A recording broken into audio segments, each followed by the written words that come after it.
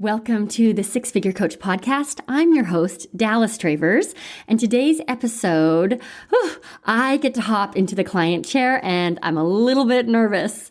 I invited Tyler Mccall in because he is one of the coolest Instagram experts I know, and I wanted his help showing me how to basically get over myself and get over my own excuses so that I can become more consistent and more authentic on Instagram stories in particular. So a little bit about Tyler. He's a business and Instagram marketing strategist for online business owners and digital entrepreneurs. Tyler focuses on using Instagram and social media to tell stories, to build relationships, and convert followers to fans, drawing from his 10 years of experience in nonprofit marketing and community organizing. So since 2015, Tyler has taught thousands of entrepreneurs how to start, grow, and scale their online businesses. He's the founder of the Follower to Fan Society, which is an online Instagram marketing training program. It's awesome, by the way. He's also the founder of the Online Business Association, the first and only professional association for online business owners and digital entrepreneurs. Okay, so Tyler is based in Asheville, North Carolina, where he lives with his husband, Eric. When he's not coaching or teaching, he does enjoy a good Target run and road trips that he documents on his Instagram stories. They are awesome.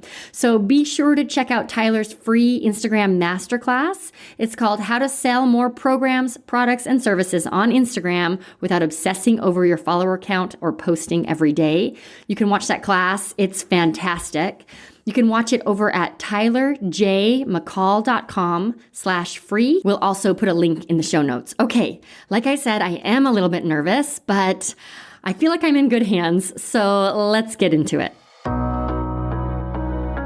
Welcome to the Six Figure Coach podcast. I'm your host, Dallas Travers, and this is the show to listen to if you're a coach and you want the freedom, the confidence, and the impact that comes with a six-figure business. Each week, we'll discuss tangible strategies, simple systems, plus the juicy inner work to help you make more money and help more people. So thank you for being here. Let's dive in. Tyler, welcome to the Six Figure Coach podcast. I am so grateful that you're jumping in with me today and excited to dive in and talk about Instagram. Well, thanks for having me. I'm so excited. When you reached out and invited me, I felt so honored. And I honestly, Dallas, love any chance I get to chat with you, learn about you, chat about life, business, any of those things. I feel like we're kindred spirits from some other time or something. Yeah, we met at a mastermind event, and I feel like I got lucky. We were doing that storytelling exercise, like writing copy through that particular lens, and we got to be partners. Yeah. And so I felt like I got to know you intimately really, really quickly. And that was just such a fun weekend, but a really fun exercise for me. For sure. Yes. Yeah. I feel like, and this is related actually to what we're going to talk about today, but I feel like that exercise revealed to me the value of practicing vulnerability and transparency in our marketing. Mm-hmm. And I have to tell you, I feel that that is something you're so good at doing, and something I really admire you for is showing all parts of you and creating a connection with everyone who happens to scroll through their feed and see your face. So I'm hoping I can learn from you today because you're such a great example of what it means to be a public figure and be a real person at the same time. Yeah. Well, thank you for that. And I found that's kind of been one of my secret powers, I think, to, or superpowers, I should say, to growing my business pretty quickly is a lot of that, focus on real conversations and real connections. So yeah, I'm excited to chat about it. Me too. Before we do, I spent some time this weekend watching a free masterclass all on Instagram that you teach.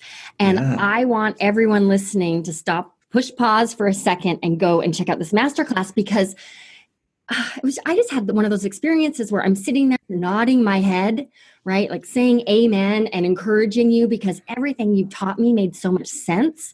And it simplified a lot of how it simplified for me a lot of the ways I was making Instagram marketing complicated. So can we just plug your masterclass straight out of the gate here? Can you tell our listeners a little bit about it and where they can go and watch?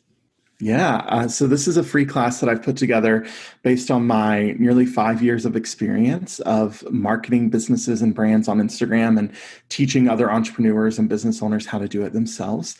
So it's all about how to sell more of your programs, products, and services on Instagram and how to do it with less followers than you think you probably need. The number of followers you have right now is the right amount of followers. How to do that without having this picture perfect, always on brand feed that you may feel like you have to have, and how to do it in a really genuine way that's true to you and your business. And it's about a little over an hour long. And during the class, I'm going to walk you through what I call the follower to fan framework, which is my complete 7-step Instagram marketing system. And this is what we teach our clients inside of our membership community, the Follower to Fan Society. And really the goal for this class, and inside of Follower to Fan as well, is for you to learn how to create your own custom Instagram marketing strategy that's specific to your brand. So I'm not giving you like fill in the blank and use someone else's words. I'm not telling you to push this button and flip this switch and do what someone else said. I'm teaching you what all the buttons and switches do so you know how to actually use them for your business. So you can go to tylerjmccall.com/free. Pick a time that works for you. It's an on-demand class, so there's times happening all day, every day. So you can pick a time that works best for you and tune in. That's great. And we'll put a link in the show notes as well. But that's what I loved about the class was it gave me enough of a framework that I could then just be creative and let ideas flow instead of trying to plug into the right system, which just doesn't really open up much space for my own creative expression. So thank you. You're right. Yeah. Yeah, of course. Great. So I need to let everyone know how this episode is going to go, because when I created the Six Figure Coach podcast, I had one clear intention, which was to take people behind the scenes and create a vulnerable connection with our listeners.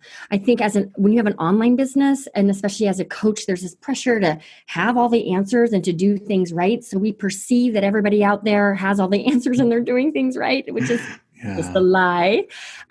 So I thought it would be fun, instead of just doing an interview where you're teaching, for me to step into the role of the client and receive coaching from you around a legitimate obstacle I face in my business that your expertise meet.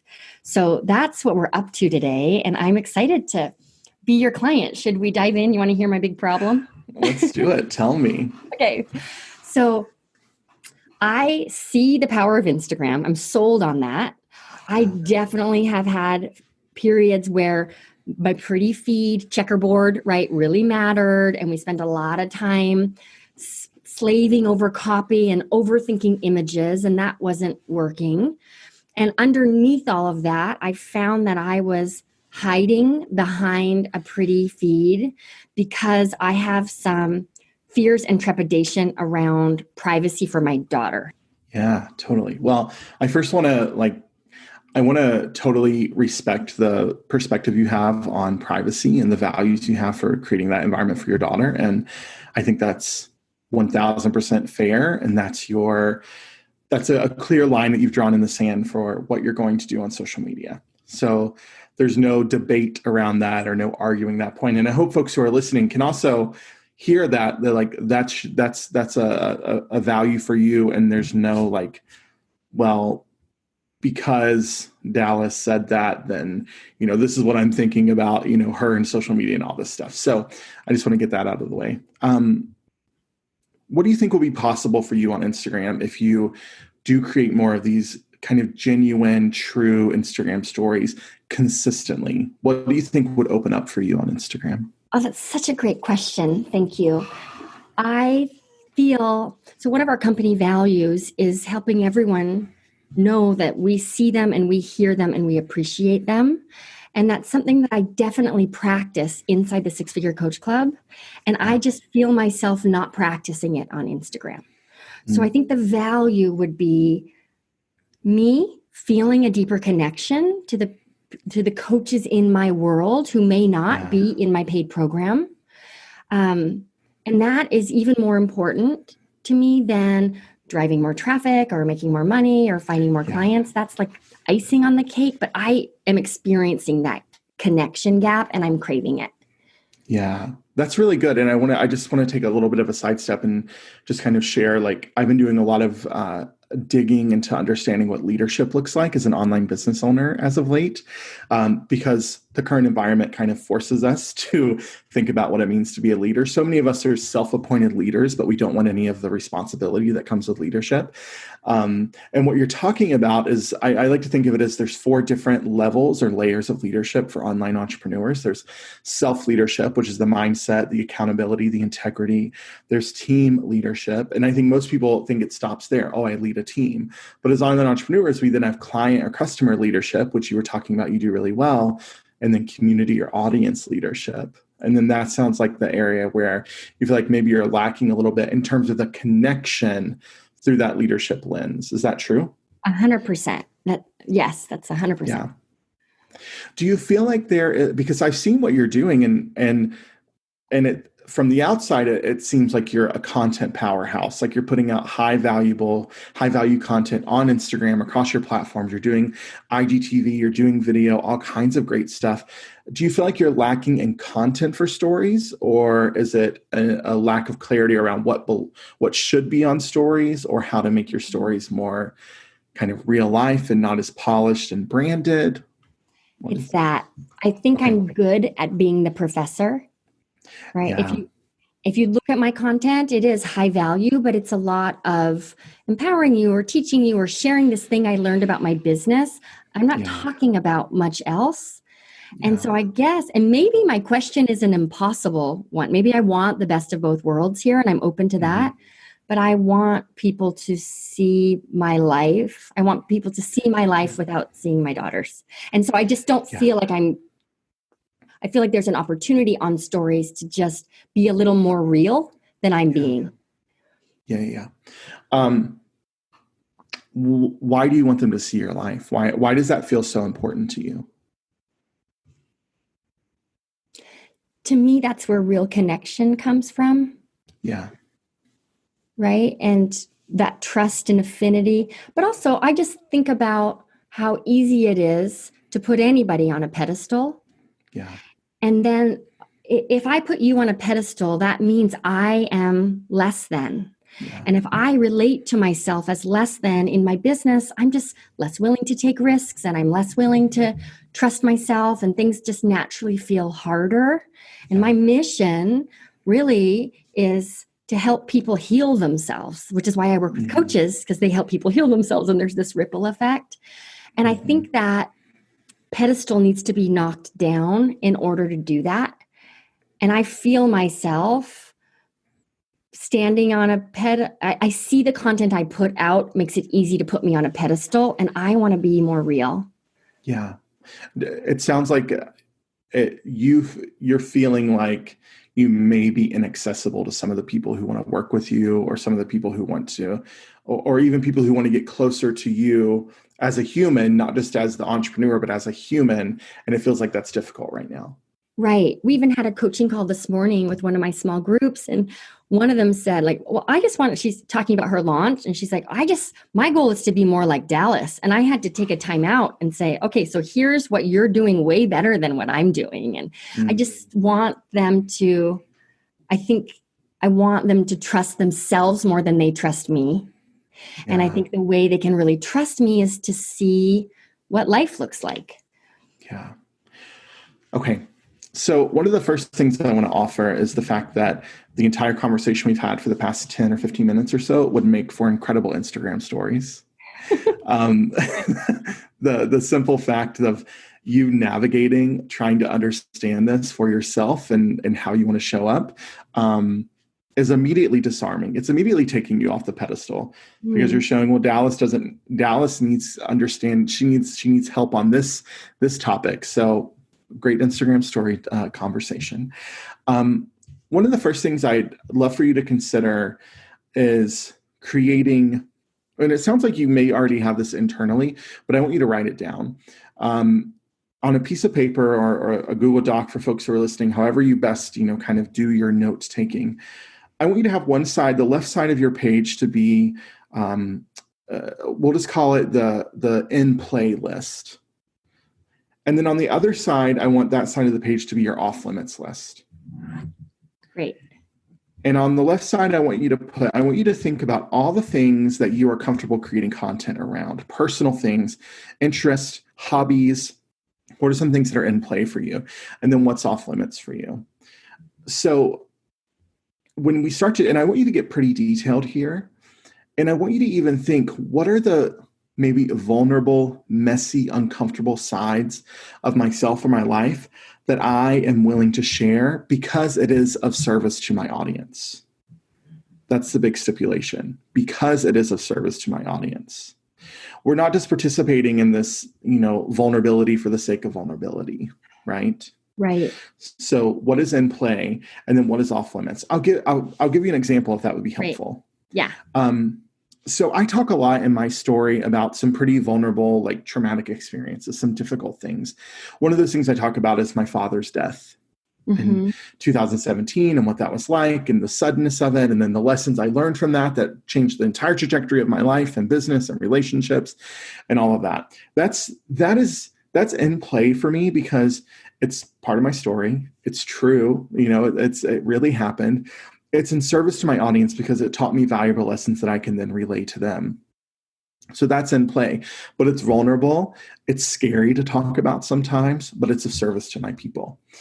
But then in the off limits column, I have things like, I don't talk about what happened to my relationship with my mother and my brother after my father's death.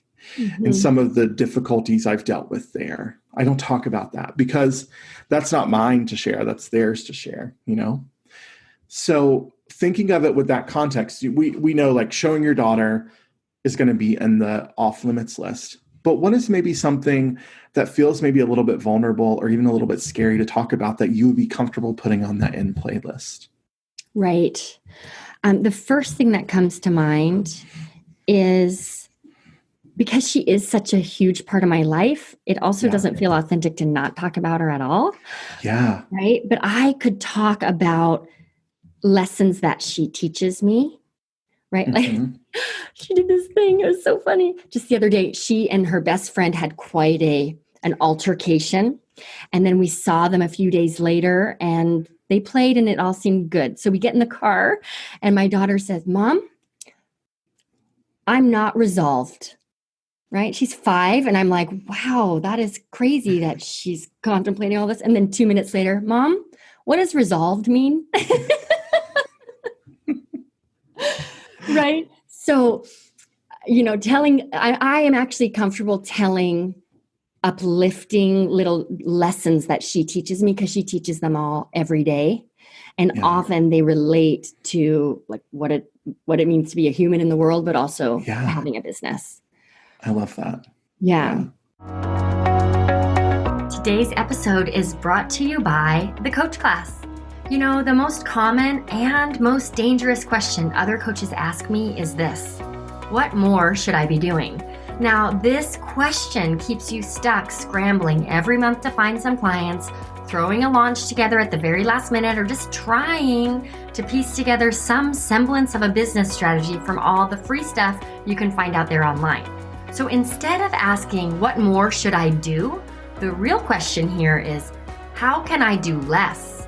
Or where can I go deeper? And those are the questions we'll tackle inside a brand new class for coaches called, of course, the Coach Class. So if you're tired of winging it, second guessing yourself at every turn, and working way too hard to keep your business running, the Coach Class will change your life. Go to watchthecoachclass.com right now to grab your free spot inside this special class for coaches who want an easier path to 6 figures, because that easier path exists and the Coach Class will show it to you. Registration is open this week, so again, please visit watchthecoachclass.com now to reserve your spot. I will see you there. And now, back to the show. Can you just speak into for a minute the question about, does it serve my audience? Like, how do you determine for yourself if something is vulnerability for the sake of vulnerability and when it actually, how it serves the audience? Yeah, for me, it has to pass two questions that I ask myself, and I teach my clients this. So the first question is, what will my audience get out of this? So what is the learning? It doesn't always have to be educational. I think that's where we can actually get a little bit hung up as people who teach or who share our knowledge online, because we think it all has to be how to educational. It doesn't always have to be. So what will they learn from this? How will this inspire them? How will this motivate them? How will this challenge them? Like sometimes our audiences need to be pissed off a little bit and frustrated by what we're saying. So what will my audience get out of this? And then what will my audience do with this? There must be action paired with the learning. So how will they either show up differently? How will they think differently? Will they make a decision? Or it could be as simple as, will they interact with this content? Like, will they like this post? Like, that is the clear, like, I just want you to like this. I want you to share this. Or, I want you to have the entire trajectory of your life changed by this one post on Instagram. But those two questions are the filter. That's really helpful. Thank you. I love this. I'm already writing down some things that are in play. Good. That's helpful. Yeah, because it's easy to just focus on the things I don't want to do. And then, there's nothing else, right, that I can. Yeah. Yeah. Okay. So there's another concept I want to share with you that I think would be really helpful, because this helps us create some context for the content we're going to share with our audience on Instagram. So it's this idea that I call shared experiences.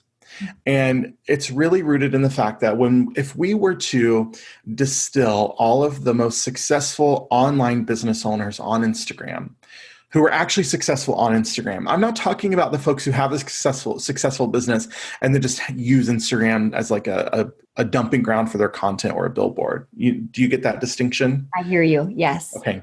So those who are actually generating leads, sales, community on Instagram, if we were to kind of break down what they're doing in terms of the personal relatable content, we would find that they are typically creating content around these shared interests or value, not values, because they're rooted in values, shared interest or hobbies or experiences with their community. So what you can do is just think of 2 to 3 of these shared experiences, and I'll give you some more context in a second, where you are comfortable creating content on a regular basis. Now, a shared experience is something that is true to you. It is a true interest or hobby or passion that you have, and it is shared by your ideal client. So this is why we have to really understand our ideal person, because this is where a lot of people get into the habit of, and no offense to anyone who's listening if this is you, but the crazy cat lady on Instagram who's always talking about her cats, but her ideal client isn't a pet owner. Right. So there's no connection. This is why we get into those places where people are saying, well, all they do is post their lunch on Instagram. No one cares about their lunch, right? So it needs to be shared with your audience. So a personal example that I have, and I talk about this a lot, is I genuinely love Target. I love shopping at Target. I love going to Target. I'm not paid by Target. I'm not sponsored by Target. No matter what people think, they've not given me any money. Although if you're listening and you're from Target, DM me at Tyler J. Mccall. I genuinely love Target. My ideal client is a mom. She's typically in her late 20s to mid 50s. And I don't want to stereotype or generalize, but y'all love Target. That's kind of like a shared experience we have. So when I talk about shopping at Target and my love of Target, and she loves Target and she enjoys shopping at Target, we create this connection around Target that is within the universe of our relationship with one another, but it has nothing to do with my product or service. And it's a relationship that we can have that is independent of my goal of monetizing our relationship. Does that make sense? It does. It does. So for me, it's first knowing who my ideal client is. Yeah. And then without judgment, because where I can go is I'm so boring, right? But I followed you and I love your Target posts. Yeah. Yes. Right? And I'm not even really a Target person, but I sure love your Target posts because it makes me feel like I know you. Right? Yes. So without judgment, just identifying those things that I am legitimately invested in and passionate about, that also connect, that my dream client is also interested in and passionate about. And this is something that can exist whether I have a business or not. Yeah. And Got whether it. they buy from you or not. Right. Yes.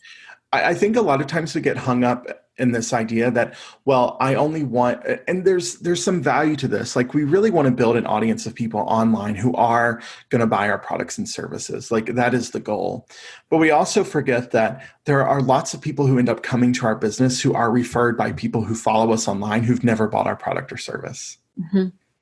So even building a relationship of those like-minded people is expanding your network, growing your audience. And this is what we talk about, why we talk about follower to fan, because a fan does the work of marketing your business for you. Got it. And it's that shared experience that opens the door to people truly becoming a fan. Exactly. Yeah. And shared experiences are so important, especially on Instagram stories, because they create a gateway for direct messages and conversations. And that type of content is extremely disarming to our people. And what we find time and time again is that social media is all about habits and creating habits in our followers. Our followers, social media users, have habits already. So we either need to latch onto those habits and work within them. We need to interrupt those habits, or we need to help them develop a new habit. Mm-hmm. So a habit that we can help our followers develop is direct messaging us. And a great way to get them in the habit of DMing us is by sharing personal, shared experience, vulnerable, honest, whatever it may be, relatable content, and asking for their feedback, asking for their insight, asking for their support, asking for their input, whatever it may be, and creating a conversation. And what we find time and time again is if you can get someone to direct message you the first time, it becomes so much easier after that. And then a month, 3 months down the road, when you're saying, hey, I'm offering discovery calls. Hey, I have a new free resource. Hey, I'm doing a free masterclass training. Send me a DM to learn more. They've done it before. It's not scary anymore. Got it. That makes so much sense. Okay. So creating those shared experiences helps build trust and affinity. I feel clear on that. It also helps move into that communication habit of DMs. Yeah. And DMs is a very effective and strong sales strategy. Yeah. If people are accustomed to communicating with you in that way. If they're not, it's a harder gap to fill. Am I following? Exactly. Okay. Yeah. Yeah. So I don't want you to leave this conversation, Dallas, and start saying, okay, well, every time I post a story, I'm always going to ask my people to DM me because that's what Tyler said. Because what's going to happen is you may get some DMs that you probably will because your audience knows you and you have a following online. But folks who are listening that may be new to this, if you start asking for the DM and you're not getting any DMs, and then we get into all that mental drama of no one loves me, no one's going to DM me, this isn't going to work, Tyler's so dumb, I can't believe he's taught Dallas that this never works. Well, of course it's not working because, you haven't trained your people to build that relationship with you. And there's this whole concept we teach called engagement habits. It's about layering habits and getting our followers to that place of trust with us where they're willing to DM regularly. But really, those shared experiences are the gateway to those direct messages. Yeah, I hear you. Okay, that makes a lot of sense. Okay, so can we go back and talk about your process, if you have one, or how you can help me pinpoint those topics for shared experience? Because I feel myself, Tyler, I'm like, I am boring. I have no interests, which I know isn't true. So help me on that. Yeah. Well, the cool thing is everyone is boring. And we're in an interesting time in kind of the human experience where so many of the things that used to be unique about us, we can't really do anymore. We can't access anymore. For example, I'm a traveler. I love travel. My husband and I spent over half the year on the road in 2019. Like 2020, we had mapped out like we were going to be gone months at a time. And now we're just at the house, So like that was kind of a part of my identity that was taken away. And a lot of people are experiencing that. So the fear of being boring is really... I think it's a fear that so many entrepreneurs have online. I can say this is kind of a little bit of a side note here, Dallas, but one of the best ways to address the belief that you're boring is to be really strict with yourself about your blinders and the boundaries you have for the content you're consuming from others that do what you do.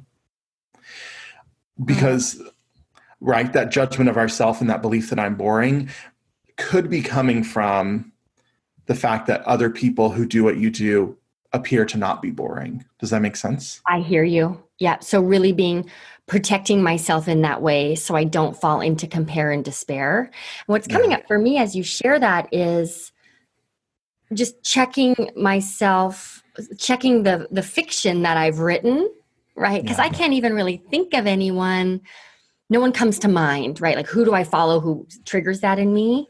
But it's these imaginary people out there with these very interesting lives that I actually am not even seeing on Instagram. So just really giving myself permission to be who I am and share that. And if it's boring, it's boring, but it's real.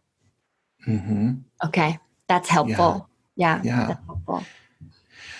So what would be, let's brainstorm a little bit. What would be, what are maybe 3 to 5 of your interest outside of work? Which I don't think is hard for you, but for some folks listening, it may be difficult outside of your profession, outside of, how you've been brainwashed to monetize your talents and skills. What are 3 to 5 things that you are legitimately interested in and that or you're passionate about that you would feel comfortable talking about online? Let's start there. Okay, great.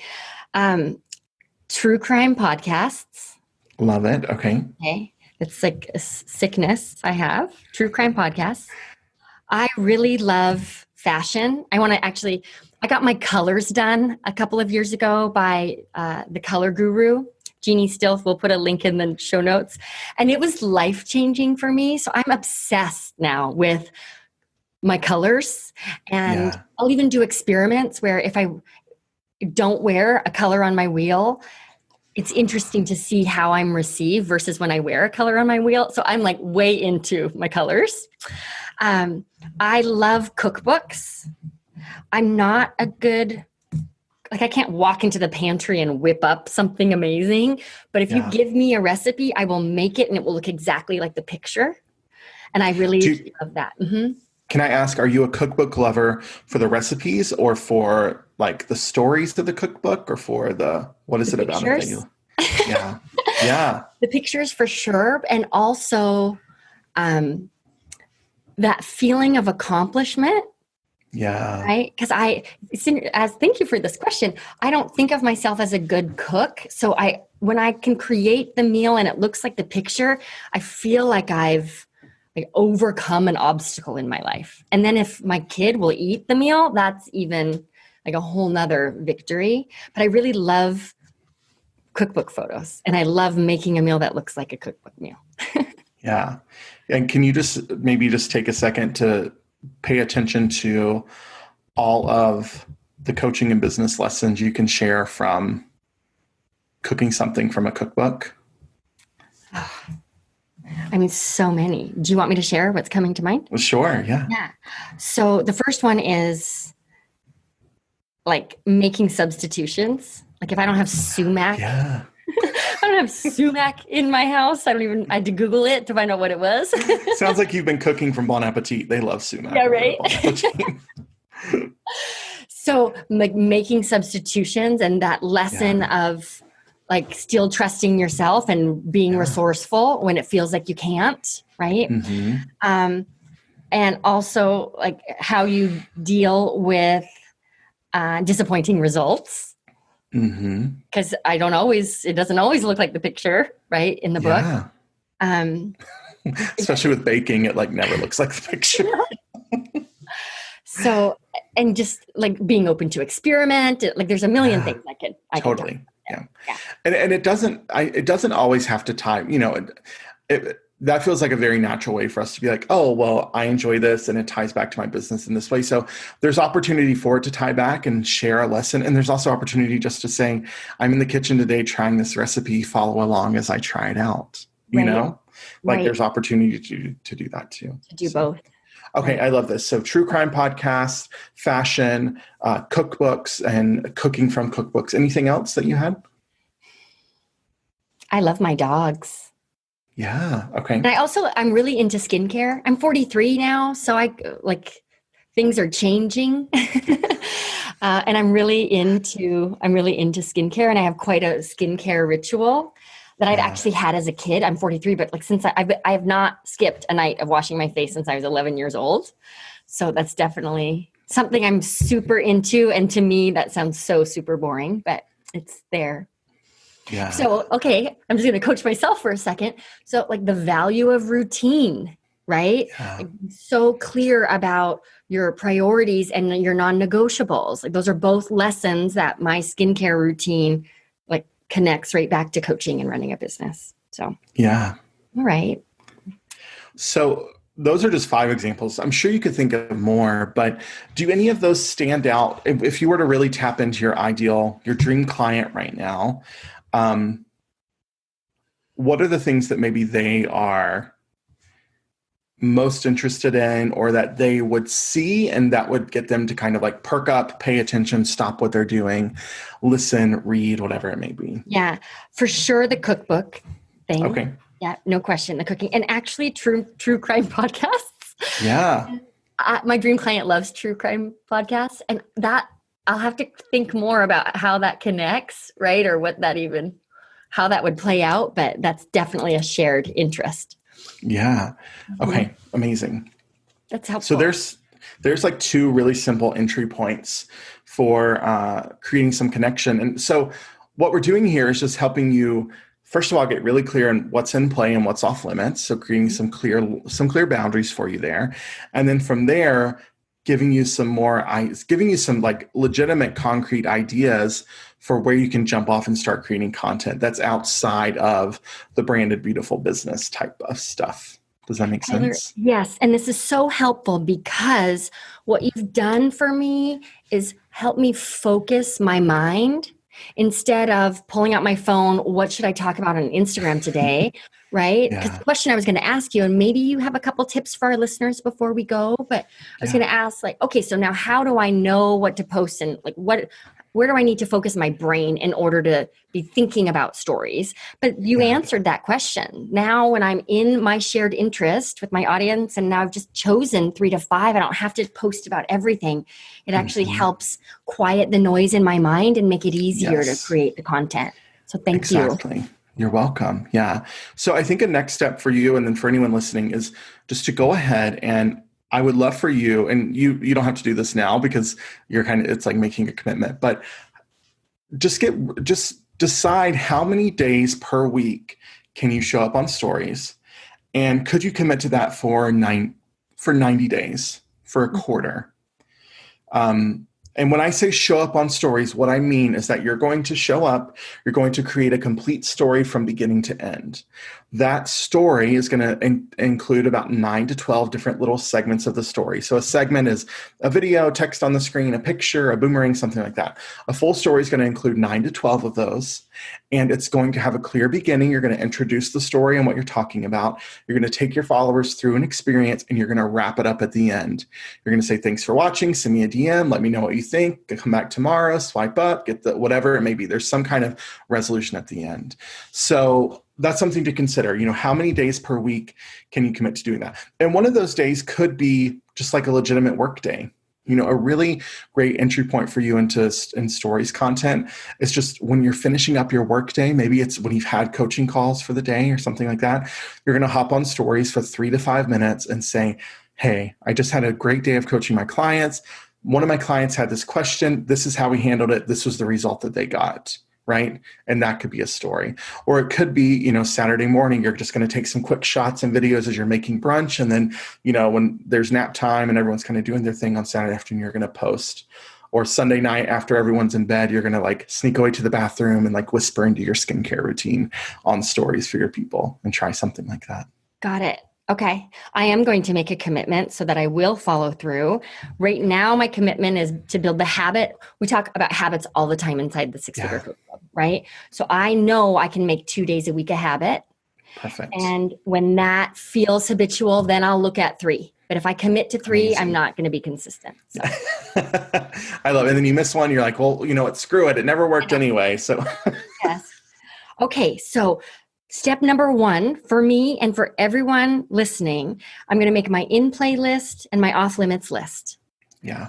Then I'm going to really have my dream client in mind and make a list of those things in my life that I'm interested in and passionate about. The more mundane, perhaps the better.